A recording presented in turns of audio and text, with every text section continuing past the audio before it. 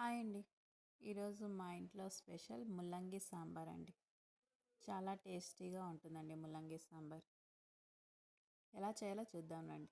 ఒక కప్పు కందిబ్యాళ్ళు తీసుకున్నాను. అవి ఒక్కసారి కడుక్కొని వాటర్ వేసుకున్నా. ఒక హాఫ్ స్పూన్ పసుపు, జీలకర్ర ఇలా 2 విజిల్లు వేయించానండి.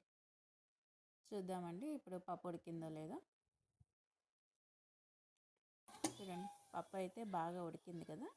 ఇప్పుడు పాముకుందాం. పప్పు గిత్తి తీసుకొని బాగా సన్నగా పాముకునేద్దాం పప్పు.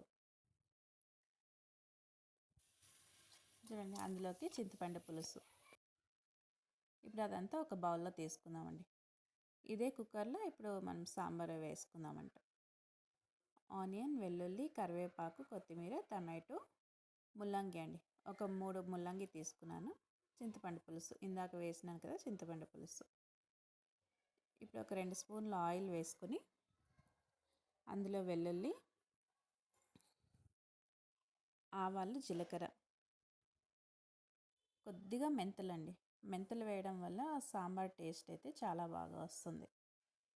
వట్టిమిరపకాయ, కరివేపాకు అంతా బ్రౌన్ కలర్ వచ్చిన తర్వాత ఆనియన్ అండి. ఆనియన్ వేసుకొని టమాటో ఒకసారి అంతా బాగా ఫ్రై చేసుకుందాం. చూడండి, ఇలా ఫ్రై చేసుకున్న తర్వాత ముల్లంగి అండి. ఇందాక కట్ చేసి పెట్టుకున్నాం కదా ముల్లంగి వేసి ఒకసారి బాగా ఫ్రై చేసుకుందాం. ఒట్టి ముల్లంగి ఒకటి చాలా బాగుంటుందండి సాంబార్లో. ఇప్పుడు రుచికి సరిపడా సాల్ట్ వేసుకుందాం.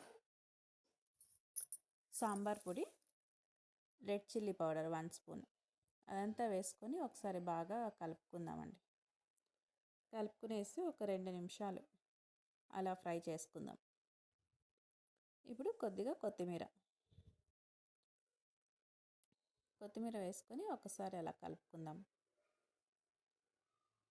ఇందాక పప్పు పెట్టుకున్నాం కదా, పప్పు, చింతపండు పులుసు వాటర్ వేసుకుందాం అండి. కొద్దిగా ఆ గిన్నెలో వాటర్ వేసుకుని ఆ వాటర్ కూడా వేసుకుందాం. చూడండి, సాంబార్ అయితే కరెక్ట్గా ఉంది. ఇప్పుడు కుక్కర్ విజిల్ వేసుకుందామండి. ఒక విజిల్ పెట్టుకుంటే ముల్లంగి అన్నీ బాగా ఉడికిపోతాయి.